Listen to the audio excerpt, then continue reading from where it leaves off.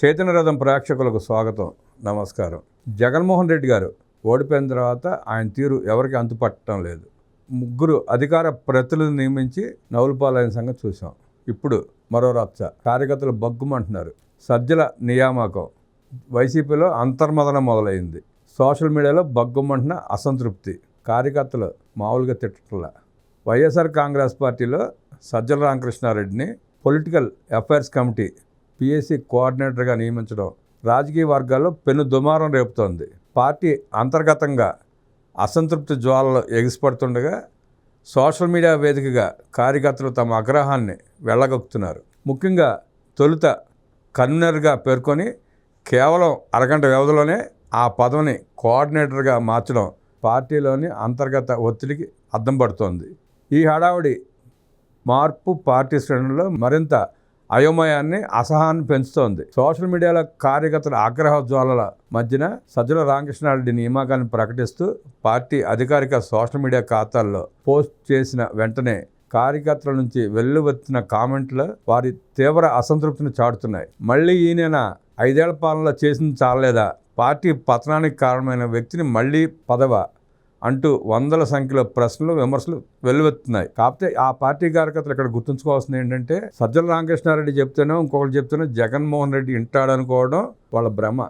జగన్మోహన్ రెడ్డి చెప్పింది వాళ్ళు వినడం తప్ప వాళ్ళు చెప్పింది ఎప్పుడు జగన్మోహన్ రెడ్డి వినడం. చట్టపరమైన చిక్కులు, కార్యకర్తల మరింత ఆగ్రహం. గత ఎన్నికల్లో పార్టీ ఘోర పరాజయానికి సజ్జల వ్యూహాలే కారణమని అనేక మంది కార్యకర్తలు బహిరంగంగా ఆరోపిస్తున్నారు. అంతేకాదు సోషల్ మీడియా పదవిని కూడా ఆయన కొడుకు కట్టబెట్టడం మొదలుకొని మొదటి నుండి పనిచేసిన కార్యకర్తలు ఎవరు జీర్ణించుకోలేకపోయారు. మొదటి నుండి పనిచేసిన వాళ్ళు దూరం అయిపోయారు అనే ఆరోపణలు సైతం బలంగా వినిపిస్తున్నాయి. పార్టీలో అంతర్గత వ్యతిరేకత మొదలైంది. విశ్వసనీయ వర్గాల సమాచారం ప్రకారం పార్టీలోని సీనియర్ నాయకులు సైతం సజ్జల రామకృష్ణారెడ్డిపై తీవ్ర అసంతృప్తితో ఉన్నారు. ఆయన తీసుకున్న కొన్ని నిర్ణయాలు పార్టీకి మేలు చేయకపోగా మరింత నష్టం కలిగించాయని వారు అంతర్గతంగా చర్చించుకుంటున్నారు. దీనికి కారణం ఉంది. జగన్మోహన్ రెడ్డి ముఖ్యమంత్రిగా ఉన్నప్పుడు సకల శాఖ మంత్రి సజ్జల రామకృష్ణారెడ్డి వీళ్ళందరినీ దగ్గరకు రానివ్వకపోవడం, ఇవాళ పార్టీ అధికారం కోల్పోయిన తర్వాత వాళ్ళ అవసరం కోసం పిలుస్తుండటం కూడా వీళ్ళ అసంతృప్తి వేయడానికి కారణం అవుతుంది. చట్టపరమైన చిక్కులు కార్యకర్తల మరింత ఆగ్రహాన్ని పెంచుతుంది. ఇటీవల సజ్జల రామకృష్ణారెడ్డి ఆయన కుమారుడు భార్గవరెడ్డికి హైకోర్టు ముందస్తు బెయిల్ మంజూరు చేయడం కూడా కార్యకర్తల తీవ్ర చర్చనీయాంశంగా మారింది.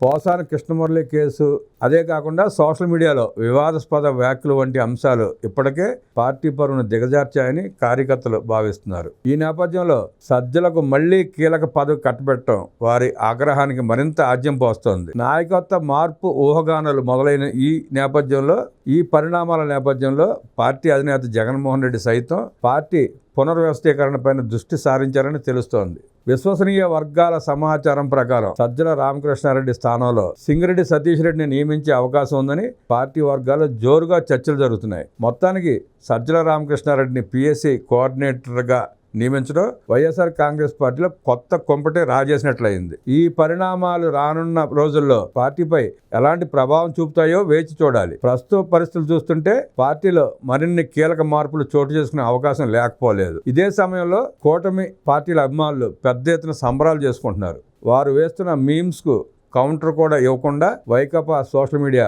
కాడి పడేసింది. పార్టీ బతికి బట్ట కట్టదు అని మానసిక స్థైర్యం కోల్పోయిన వేళ ఈ నియామకంతో మరింత నిర్వేదనలో కూరుకుపోయారు వైకాపా అభిమానులు, సోషల్ మీడియా నీలి కూలీలు. ఎవరైనా ఏ పార్టీకైనా కార్యకర్తలు ఎన్నాళ్ళు మోస్తారు? ఎందుకు మోస్తారు? ఎందుకు భరిస్తారు? జగన్మోహన్ రెడ్డి తీసుకుంటున్న వికృత నిర్ణయాలు ప్రజలను నవ్వుల పాలు చేస్తున్న వేళ ఆ పార్టీ కార్యకర్తలు కూడా సమాధానం చెప్పుకోలేని పరిస్థితుల్లో ఎందుకు మోస్తారు? చేసేయన్ని పిచ్చి పనులు గత 10 నెలల నుంచి చూస్తూనే ఉన్నాం, ప్రజలు గమనిస్తూనే ఉన్నారు. వైకాపా అధినేత జగన్మోహన్ రెడ్డి తీసుకున్న ప్రతి నిర్ణయం నవ్వులపాలు చేస్తుందే తప్ప ఆ పార్టీకి పనికొచ్చేది లేదు. ఆ కార్యకర్తల ఉత్సాహాన్ని నింపేది కూడా కాదు.